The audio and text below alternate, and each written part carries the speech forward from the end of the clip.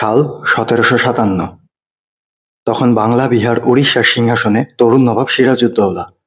নবাবকে সিংহাসনচ্যুত করার ষড়যন্ত্রে লিপ্ত মীর জাফর, জগৎ শেঠ, ঘসিটি বেগম, রায়দুর্লভ সবাই তখন নিজেদের স্বার্থ রক্ষার্থে ইংরেজ বণিকদের সাথে হাত মেলায়। এ সময় এই ভয়ঙ্কর ষড়যন্ত্রে যোগ দেয় জগৎ শেঠের বন্ধু এবং প্রখর বুদ্ধিসম্পন্ন নদিয়ার মহারাজ কৃষ্ণচন্দ্র রায়। মহারাজের রাজসভার সকলেই এই সিদ্ধান্তে সম্মতি জানালেও বাধা দেন কেবল একজন। তিনিই ছিলেন গোপাল ভাঁড়। গোপাল ভাঁড়, যে নামটা শুনলেই চোখের সামনে ভেসে ওঠে টাক মাথার মোটা পেটওয়ালা হাস্যোজ্জ্বল একটি মুখ। বাঙালি অথচ গোপাল ভাঁড়কে চেনে না, এমন কাউকে খুঁজে পাওয়াই দুষ্কর। তবে এই গোপাল ভাঁড়ের অস্তিত্ব নিয়েই ইতিহাসবিদদের মধ্যে রয়েছে অনেক বিতর্ক। সত্যিই কি গোপাল ভাঁড় বলে কেউ ছিল, নাকি এটি নিছকই কোনো কাল্পনিক চরিত্র? গোপাল ভাঁড়ের যদি বাস্তবে কোনো অস্তিত্ব থেকেও থাকে, তবে তার সাথে শেষ পর্যন্ত কি হয়েছিল? গোপাল ভাঁড় সম্পর্কে সম্পূর্ণ সঠিক তথ্য জানতে দেখুন সম্পূর্ণ ভিডিওটি।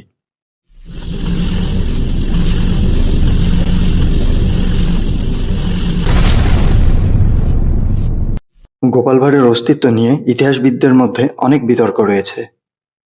ইতিহাস ঘেঁটে গোপাল ভাঁড় সম্পর্কে কোনো তথ্যই পাওয়া যায় না। গোপাল ভাঁড়ের অস্তিত্ব ছিল না, এর সবথেকে বড় প্রমাণ পাওয়া যায় সভাকবি ভারতচন্দ্রের লেখা থেকে। তিনি মহারাজ কৃষ্ণচন্দ্রের সভাসদদের যে বর্ণনা দিয়েছেন, তাতে কোথাও গোপাল ভাঁড়ের অস্তিত্ব নেই। এছাড়াও তৎকালীন সময়ের কৃষ্ণনগরের নথিপত্র থেকেও কোথাও গোপাল ভাঁড়ের উল্লেখ পাওয়া যায় না। তবে যেসব ইতিহাসবিদ বিশ্বাস করেন গোপাল ভাঁড়ের অস্তিত্ব ছিল, তাদের মধ্যে অধ্যাপক মদন মোহন গোস্বামী রচিত একটি বিশেষ প্রবন্ধ ১৯৫২ সালে হোমশিকা পত্রিকাতে প্রকাশিত হয়। তিনি দাবি করেন মহারাজ কৃষ্ণচন্দ্রের সভাতে আরেকজন রত্ন উপস্থিত ছিলেন, যার নাম গোপাল ভাঁড়। অবশ্য এর আগে ১৯২৬ সালে গোপাল ভাঁড়কে নিয়ে চর্চার প্রসার লাভ করে একটি বই, যার নাম ছিল মহারাজ কৃষ্ণচন্দ্র ও গোপাল ভাঁড়। বইটির লেখক শ্রী নগেন্দ্রনাথ দাস নিজেকে গোপাল ভাঁড়ের বংশধর বলেও দাবি করেন। নগেন্দ্রনাথ দাসের আগে অনেকেই গোপালের অস্তিত্ব স্বীকার করলেও তারা কেউ গোপালের বংশপরিচয় বা কোনো জীবন বৃত্তান্ত দিতে পারেনি। নগেন্দ্রনাথের মতে গোপালের প্রকৃত নাম ছিল গোপালচন্দ্র নায়। তিনি ছিলেন মহারাজ কৃষ্ণচন্দ্রের রাজঅন্তপুরের ভাণ্ডারের তত্ত্বাবধায়ক। সেখান থেকে তার পদবি হয় ভাণ্ডারী, যা পরে ভাঁড়ে পরিণত হয়। এই গ্রন্থে তার বাবার নামের উল্লেখ পাওয়া যায়। নগেন্দ্রনাথের মতে গোপালের বাবার নাম দুলাল চন্দ্র নায়। জাতিতে তিনি নাপিত হলেও তিনি ছিলেন নবাব আলীবর্দী খাঁর শল্য চিকিৎসক। এই বইটিতে গোপালের কন্যার পরিচয় পাওয়া যায়, যার নাম ছিল রাধারানী। গোপালের নিজের বংশ লোপ পেলেও তার দাদা কল্যাণের বংশ এখনো বর্তমান রয়েছে বলে নগেন্দ্রনাথ দাবি করেন। ২০২১ সালে ২৮ জানুয়ারি কলকাতার দৈনিক বর্তমান পত্রিকাতে গোপাল ভাঁড়কে নিয়ে একটি প্রতিবেদন প্রকাশিত হয়। সেখানে বেশ কিছু তথ্য পাওয়া যায়। এই তথ্য অনুযায়ী ছোটবেলাতেই গোপালের বাবা মারা যায়, তার মাও তখন সতীদাহ প্রথার শিকার হয়ে মারা যায়। তার দাদা কল্যাণকে দাসত্বে বাধ্য করা হয় এবং গোপাল এক ভদ্রমহিলার কাছে পালিত হন। অবশ্যই পরের বছরই অর্থাৎ ২০২২ সালে প্রকাশিত একটি বই সত্যি গোপাল মিথ্যা গোপাল, এখানে লেখক সুপ্রিয় সাহা দৈনিক বর্তমানের এই প্রতিবেদনকে সরাসরি নাকচ করেছেন। তিনি লিখেছেন, এসব অদ্ভুত গল্পগুলো কিভাবে প্রচারিত হচ্ছে জানি না। অর্থাৎ তার মতে গোপালকে নিয়ে লেখা প্রতিবেদনটি সকলের কাছে বিভ্রান্তিকর তথ্য ছড়াচ্ছে। মহারাজ কৃষ্ণচন্দ্র রায়ের সভাকবি ভারতচন্দ্র রায়গুণাকর মধ্যযুগের খুবই গুরুত্বপূর্ণ কবি ছিলেন। সে সময়ের রাজবাড়ি ও সমাজ ব্যবস্থার কথাগুলো জানতে তার অন্নদামঙ্গল কাব্যের বিকল্প নেই। সেখানে তিনি মহারাজ কৃষ্ণচন্দ্রের সভা বর্ণনা করতে গিয়ে রাজসভার দুজন ভাঁড়, শঙ্কর ও তরঙ্গের কথা উল্লেখ করলেও গোপালের কোনো উল্লেখ পাওয়া যায় না। কৃষ্ণনগর রাজবাড়িতে প্রাপ্ত বিভিন্ন দলিল দস্তাবেজেও গোপালের কোনো নাম পাওয়া যায় না। তবে কিছু ইতিহাসবিদের ধারণা ভারতচন্দ্র গোপালকে অনেক ঈর্ষা করত, তাই তিনি গোপালের নাম উল্লেখ করেননি। যদিও এই ব্যাখ্যাটি কখনোই গ্রহণযোগ্য নয়। এমনকি মহারাজ কৃষ্ণচন্দ্র যে দিনলিপি লিখেছিলেন, সেখানেও গোপালের কোনো উল্লেখ পাওয়া যায় না। মহারাজ কৃষ্ণচন্দ্রের সময়ে লেখা সংস্কৃত একটি গ্রন্থ ক্ষিতীশ বংশাবলী চরিতং, এই গ্রন্থে মহারাজের রাজ্যাভিষেকের ঘটনার কথার উল্লেখ পাওয়া যায়, কিন্তু সেখানে গোপাল ভাঁড় নামের কারো অস্তিত্ব পাওয়া যায় না। যদিও অনেক পরে এই রাজবংশের দেওয়ান কার্তিকেয় চন্দ্র সংস্কৃত এই গ্রন্থটিকে বাংলায় অনুবাদ করেন এবং তাতে গোপাল ভাঁড়ের কিছু কাহিনী সংযোজিত করেন। মহারাজ কৃষ্ণচন্দ্র তার সভাসদদের অনেক জমি দান করেছিলেন। দালিলিক প্রমাণপত্র হিসাবে সেসব এখনও রাজবাড়িতে সংরক্ষিত আছে, কিন্তু সেখানেও গোপাল ভাঁড়ের নামে কোনো তথ্য পাওয়া যায়নি। গোপাল ভাঁড় যদি সত্যিই রাজদরবারে থাকতো, তাহলে অবশ্যই তার নামেও কোনো দলিলপত্র থাকতো। রাজবাড়ি থেকে গোপালের কোনো বিশ্বাসযোগ্য ছবিও পাওয়া যায়নি।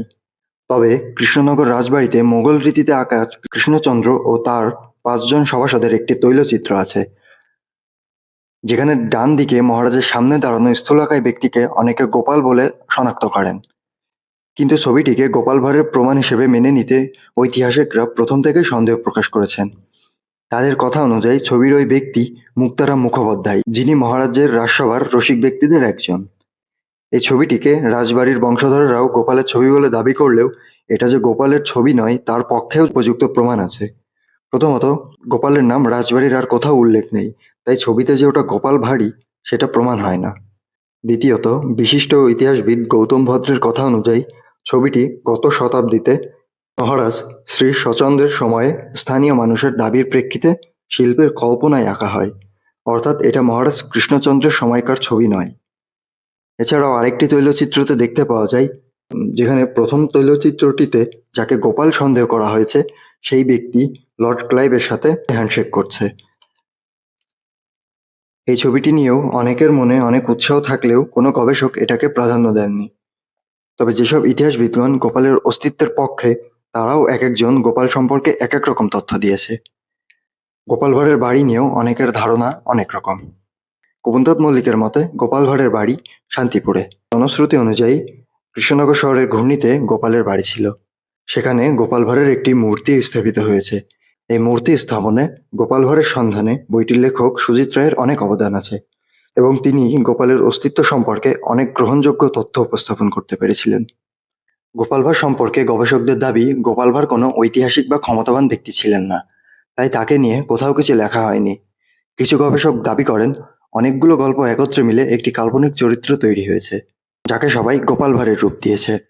তাদের অনেকের মতে ৭০-৮০ বছর আগেও গোপালের কোনো অস্তিত্ব ছিল না, কিন্তু প্রচলিত কিছু গল্প সমাজের মানুষের মধ্যে ঘুরে ঘুরে ক্রমেই গোপাল ভাঁড় চরিত্রটির প্রচার ও প্রসার ঘটায়।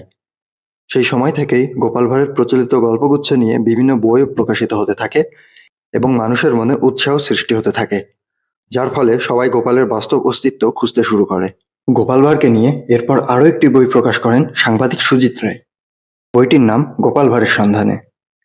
এই বইয়ে গোপাল ভাঁড়ের বংশধরদের উল্লেখ পাওয়া যায়। তবে গোপাল ভাঁড়ের অস্তিত্ব সম্পর্কে আরেকটি তথ্য পাওয়া যায় শ্রী কুমুদনাথ মল্লিক প্রণীত গ্রন্থ নদিয়া কাহিনীতে। এবার ভিডিওর শুরুতে যে গল্পটি বলছিলাম সেটাই আবার আসা যাক। মহারাজ কৃষ্ণচন্দ্র যখন ইংরেজদের সাথে বন্ধুত্ব করে নবাবের বিপক্ষে ষড়যন্ত্রে যোগ দিয়েছিলেন, তখন তাকে বাধা দিয়েছিল গোপাল ভাঁড়। তিনি মহারাজকে অনেকভাবে এটা বোঝান যে নবাবের বিরুদ্ধে গিয়ে ইংরেজদের সাহায্য করলে তার ফল অনেক খারাপ হতে পারে। ইংরেজরা নিজেদের স্বার্থ উদ্ধারের জন্য তাকে রাজ্য ছাড়া করতেও দ্বিধাবোধ করবে না। কিন্তু মহারাজ তার কোনো কথাই শোনেননি। বাকি সভাসদরাও গোপাল ভাঁড়কে অনেক অপমান করে।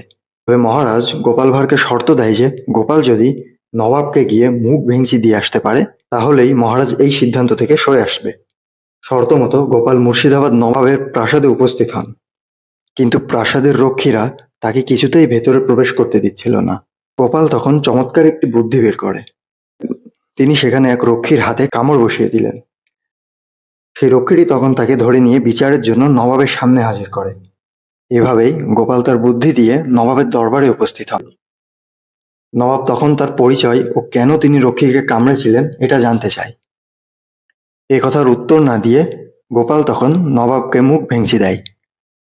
নবাব বিরক্ত হয়ে আবার তার পরিচয় জানতে চাইলে আবারও তিনি নবাবকে মুখ ভেঙচি দিলেন। তখন নবাব তাকে বন্দি করে কারাগারে পাঠানোর নির্দেশ দেয়। তখন সেনাপতি মীর জাফর তাকে কারাগারে নিয়ে যায়। কারাগারে প্রবেশের সময় গোপাল মীর জাফরকে বলেন যে, আমি এখানে এসেছিলাম তোমাদের সব ষড়যন্ত্র নবাবের সামনে প্রকাশ করে দিতে, কিন্তু আমি সেটা করব না, কারণ এই ষড়যন্ত্র ফাঁস হলে মহারাজ কৃষ্ণচন্দ্র এতে জড়িত সেটাও প্রমাণ হয়ে যাবে। তখন নবাব তাকে হত্যার আদেশ দিয়ে অন্য কাউকে কৃষ্ণনগরের রাজা করবেন, কিন্তু আমি সেটা চাই না, কারণ মহারাজ কৃষ্ণচন্দ্র আমার অন্নদাতা। মীর জাফর এ কথা শুনে খুব ভয় পেয়ে যায়। তিনি তখন নবাবকে এটা বলেন যে এই লোকটা তাকে অপমান করেছে এবং একে শাস্তি হিসেবে ফাঁসি দেওয়া হোক। পরদিন সকালে গোপাল ভাঁড়কে ফাঁসির মঞ্চে নিয়ে যাওয়া হয়, কিন্তু দেখা গেল গোপাল একটুও ভয় পায়নি, বরং সে তখনও নবাবকে ভেঙচি দিয়েই চলেছে। নবাব তাকে পাগল ভাবলেন। তিনি ভাবলেন এই পাগলকে ফাঁসি দেওয়া উচিত হবে না। তিনি বৈদ্যকে ডেকে গোপালকে পরীক্ষা করালেন। বৈদ্যও তাকে পাগল বলে রায় দেয়। তখন নবাব গোপালকে সত্যিই পাগল ভেবে ছেড়ে দেয়। তখন গোপাল কৃষ্ণনগরে ফিরে আসে, কিন্তু সে এসে দেখলো যে মহারাজ কৃষ্ণচন্দ্র তার সিদ্ধান্তে অনড়। তিনি এই ষড়যন্ত্র থেকে নিজেকে সরিয়ে আনবেন না। তখনই গোপাল ঠিক করলো তিনি আর মহারাজের সভায় যাবেন না। মনে অত্যন্ত অভিমান ও কষ্ট নিয়ে রাতের অন্ধকারে গোপাল তার পরিবার সহ কৃষ্ণনগর ছেড়ে চলে যায়। এরপর আর কেউ কখনো গোপাল ভাঁড়ের খোঁজ পায়নি। যদিও এই গল্পটি নিছক গল্প হিসেবেই রয়ে গেছে, কারণ কথাগুলোর কোনো ঐতিহাসিক প্রমাণ নেই। তবে অনেকে এটা মনে করেন যে নবাবের আদেশে গোপালকে ফাঁসি দেওয়া হয়েছিল, কিন্তু এই তথ্যেরও কোনো প্রমাণ পাওয়া যায় না।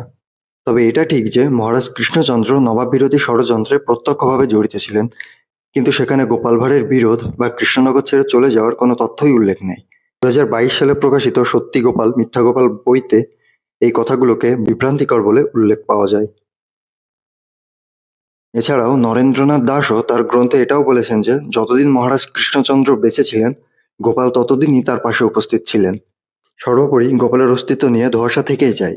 গোপালের অস্তিত্বের পক্ষে লেখা গ্রন্থগুলো কোনোটাই গোপালের সুস্পষ্ট পরিচয় দিতে পারে না। নিজেকে গোপালের বংশধর দাবি করা নগেন্দ্রনাথ দাশও তার গ্রন্থে গোপালের পরিচয় অসম্পূর্ণ রেখেছেন। তার জন্মসাল, জন্মস্থান, স্ত্রী, পুত্র, মাতা এদের কারো ব্যাপারে সুস্পষ্ট কোনো ধারণা তিনি দিতে পারেননি। সমস্ত গবেষকদের তথ্যগুলো আলাদা হওয়াতে গোপাল ভাঁড় আদৌ বাস্তব নাকি শুধু গল্প তা নিয়ে বিতর্ক সবসময় থেকেই যায়। গোপাল ভাঁড়কে নিয়ে প্রচলিত গল্পগুলোই এখন বেঁচে আছে কালের সাক্ষী হয়ে, কিন্তু এই গল্পগুলো কখনো ইতিহাসের প্রমাণ হয়ে উঠতে পারেনি। কৃষ্ণনগরে এখনো প্রতি বছর গোপাল ভাঁড়ের মেলা নামে একটি মেলা অনুষ্ঠিত হয়। অনেক আগে থেকেই গোপাল ভাঁড়কে নিয়ে রচিত গল্পগুলি বাঙালি জনমানবের মধ্যে চূড়ান্ত জনপ্রিয়তা পায়। বহুল প্রচলিত এই গল্পগুলো যুগ যুগ ধরে সমাজের সর্বস্তরের মানুষের মন জয় করে নিয়েছে। তাই তো আজও গোপাল ভাঁড়ের অস্তিত্ব নিয়ে হাজারো তর্ক বিতর্ক লেগেই আছে। তবে সত্যি গোপাল ভাঁড়ের অস্তিত্ব থাক বা না থাক, গোপাল ভাঁড় তার হাস্যোজ্জ্বল চেহারা, ক্ষুরধার বুদ্ধি ও হাস্যরসের জন্য আজও বেঁচে আছে সব বাঙালির মনে। তো বন্ধুরা, এটাই ছিল গোপাল ভাঁড়কে নিয়ে আজকের ভিডিও। গোপাল ভাঁড় সত্যিই কোনো গল্প নাকি বাস্তব চরিত্র তা নির্ণয় করা সম্পূর্ণই তোমাদের ওপর। আশা করি ভিডিওটি তোমাদের অনেক ইনফরমেটিভ লেগেছে। এরকম আরও ইনফরমেটিভ ভিডিও পেতে চ্যানেলটিকে সাবস্ক্রাইব করো। ধন্যবাদ।